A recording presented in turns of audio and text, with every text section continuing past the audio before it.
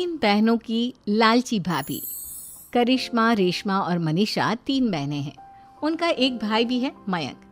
मयंक अपनी बहनों को बहुत प्यार करता है, लेकिन मयंक की पत्नी सविता इस मामले में मयंक से बिल्कुल ही अलग है। वो अपनी ननदों का जितना बुरा कर सकती है उतना बुरा करती ही रहती है और अपनी ननदों पर हुक्म भी चलाती है। करिश्मा, करिश्मा, तुमने अभी तक नाश्ता नहीं बनाया? तुम्हारे भैया को ऑफिस जाने में देर हो रही है। हाँ भाभी, बस अभी बनाती हूँ। करिश्मा, तुम ये ढीलापन छोड़ दो। कल को पराये घर जाना है। वहाँ अगर तुम इस तरह से काम करोगी तो लोग क्या कहेंगे कि माँ ने और भाभी ने कुछ सिखाया नहीं। और तुम्हारी दोनों बहनें कहाँ हैं? अब रेशमा मार्केट गई है और मनीषा सो रही है। क्या? सुबह के 8 बज रहे हैं और ये महारानी अभी भी सो रही है? ये कहते हुए सविता अपनी सास दुर्गा देवी के पास जाती है। माँ जी, देख रही हो अपनी बेटियों के तौर तरीके? क्या हुआ बहू, सुबह सुबह क्या कर दिया मेरी बेटियों ने? अरे एक तो अभी अभी उठकर किचन में गई है, दूसरी सुबह सुबह बाहर चली गई और तीसरी अभी तक सो रही है। क्या करूं मैं इन तीनों का, मैं तो परेशान हो गई हूँ। जा जाकर उठा उसे और रेशमा से मैं बात करती हूँ। सविता सीधा मनीषा के कमरे में जाती है और उससे कहती है, महारानी जल्दी उठो, सूरज सर पर आ गया है। भाभी थोड़ी देर और सोने दो ना, मैं रात को लेट सोई थी। वो क्या ना, यूनिट टेस्ट चल रहे हैं। शराफत से उठती है या नहीं, या फिर पानी की भरी बाल्टी डालूं तेरे ऊपर? नहीं भाभी, मुझे बिस्तर में नहीं लाना, उठती हूँ मैं। मनीषा जल्दी से उठकर बाथरूम में चली जाती है। सभी आराम से बैठकर नाश्ता कर रहे होते कि तभी रेशमा बाजार से हाथ में सामान लिए आ जाती है। रेशमा को देखते ही सविता उस पर बरस पड़ती है। लो, आ गई महारानी। ऐसा भी क्या सामान लाना था जो सुबह आंख मलते ही बाजार की तरफ रवाना हो गई? भाभी, कल आप ही तो चीख रही थी कि घर का सारा सामान मुझे ही लाना पड़ता है, घर में किसी को भी किसी काम से कोई लेना देना नहीं है। अब मैं बाजार जाकर सामान ले आई तो आपको इस बात से भी तकलीफ हो रही है? देख रही हो माँ जी, अपनी बेटी की जुबान कैंची से भी तेज चलती है। और मयंक, आप तो कुछ कहेंगे नहीं अपनी लाडली बहन को। रेशमा, अपनी भाभी से ऐसे बात नहीं करते। चलो माफी मांगो। भैया, मैं क्यों माफी मांगू? आप भाभी से बोलिए ना कि हम पर कम हुक्म चलाया करे। हम इस घर की बेटियां हैं और आपकी पत्नी की ननद है, नौकरानी नहीं। लो कर लो बात। इनकी भलाई के लिए कुछ भी बोलो तो इन्हें बुरा लग जाता है। इस घर में यही इज्जत है मेरी। देख लो माँ जी, आपकी बेटी किस लहजे में मुझसे बात कर रही है। सविता वहां से चली जाती है। मयंक को बहुत गुस्सा आता है, वो भी वहां से चला जाता है। फिर करिश्मा रेशमा को समझाती है, रेशमा, तुम्हें भाभी से माफी मांग लेनी चाहिए थी ना। लेकिन दीदी, मैंने कुछ किया ही नहीं तो मैं माफी क्यों मांगू? हाँ करिश्मा दीदी, रेशमा दीदी जैसे ही घर में आई भाभी ही उन पर चिल्ला रही थी। हाँ, मैं मानती हूँ कि गलती भाभी की थी। मैं तो इसलिए बोल रही हूँ कि भाभी ने माँ को तो पूरी तरह अपने वश में कर लिया है। वो हमारी बात सुनती ही नहीं। मयंक भैया हमारे लिए हमेशा खड़े रहते हैं, इसलिए उनकी बात का मान तो तुम्हें रखना चाहिए था ना। कोई फायदा नहीं दीदी, कुछ दिनों की बात और है, भाभी उन्हें भी हमारे खिलाफ भड़का देंगी। फिर वो भी माँ की तरह हमारी किसी बात का विश्वास नहीं करेंगे। इसी तरह सविता अपनी तीनों ननदों को किसी न किसी बात पर परेशान करती रहती थी। एक दिन मयंक अपनी तीनों बहनों के लिए गिफ्ट लाया। क्या रेशमा, ये तुम्हारे लिए हार का सेट। रेशमा, तुम्हारे लिए सुंदर सी ड्रेस। और मनीषा, तुम्हें किताबें पसंद है ना, तुम्हारे लिए किताबें लाया हूँ। थैंक यू भैया। थैंक यू भैया। थैंक यू भैया। करिश्मा, तुम्हारा नेकलेस कितना सुंदर है। ये भैया कहाँ से ले आए होंगे? मैंने भैया को 3 दिन पहले फोन पर ये डिजाइन दिखाया था और आज भैया ये ले आए। सविता तो अपनी ननदों के गिफ्ट्स देखकर जल गई और करिश्मा का नेकलेस तो उसे भी बहुत पसंद आया था। अपनी बहनों के लिए कितना अच्छा नेकलेस लेकर आए हैं, मुझे कभी कोई गिफ्ट नहीं दिया। मैं आज ही ये हार चुरा लूंगी। रात में सविता करिश्मा का हार चुरा लेती है और इसी तरह उसे अपनी ननदों की जो भी चीज़ अच्छी लगती वो उसे मांगती नहीं, बल्कि रात के अंधेरे में चुरा लेती।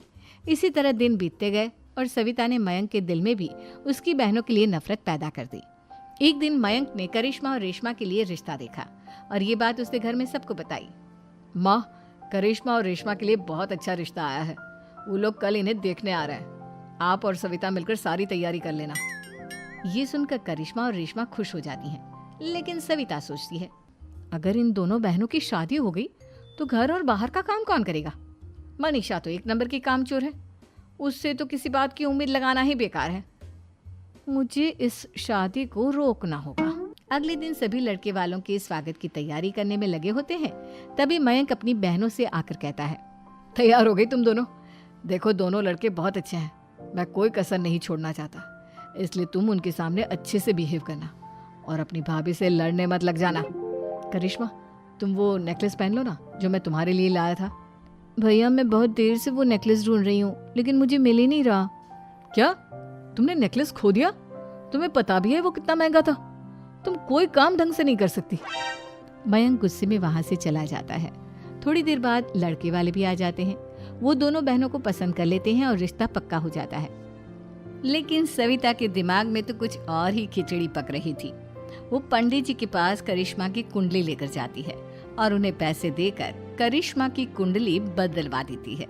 जब लड़के वालों के पास करिश्मा की कुंडली जाती है तो वो दुर्गा को फोन करते हैं। बहन जी, हमने करिश्मा की कुंडली अपने पंडित जी को दिखाई थी। आपकी बेटी की कुंडली नहीं बल्कि दोषों का पिटारा है।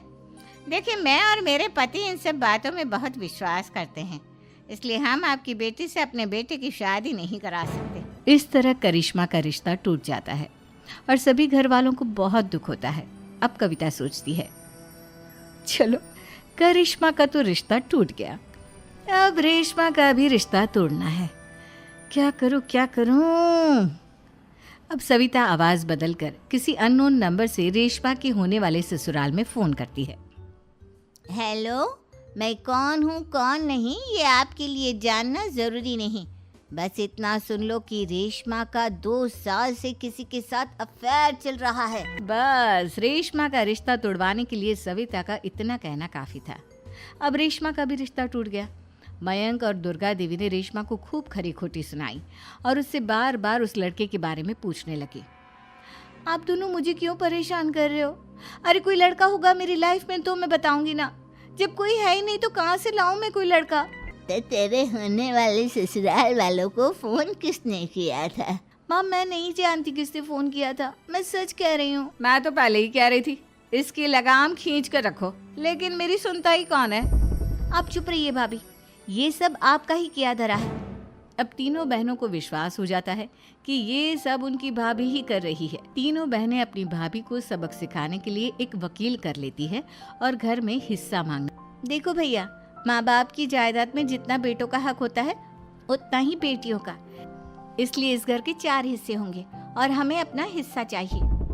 मैंने तुम्हारे लिए क्या क्या नहीं किया और तुम इस घर में हिस्सा मांग रही हो? भैया, आप और माँ हम बहनों की कोई बात नहीं सुनते हो और भाभी हमारी शादी नहीं होने देगी क्योंकि उन्हें लगता है कि आप हमारी शादी में ज्यादा पैसा लगाओगे और उन्हें हम जैसी फ्री की नौकरानी कहाँ मिलेगी। तो हम भाभी के साथ तो रह नहीं सकते, हम बहनों को अपना हिस्सा चाहिए। अरे तुम्हें शर्म आनी चाहिए अपनी भाभी पर ऐसा इल्जाम लगाते हुए।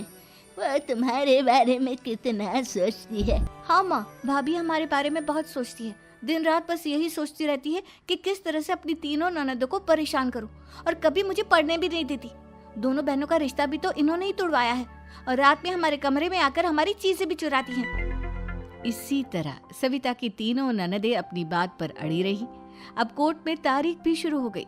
जब सविता को लगा कि उसकी तीनों ननद इतनी आसानी से नहीं मानने वाली, तो उसने अपने पति और सास को सारी सच्चाई बता दी और अपनी तीनों ननद से माफी मांगी। मयंक और दुर्गा को भी अपनी गलती का एहसास हो गया। अब सविता खुद करिश्मा और रेशमा के लिए अच्छा रिश्ता ढूंढती है और उनकी शादी करवाती है।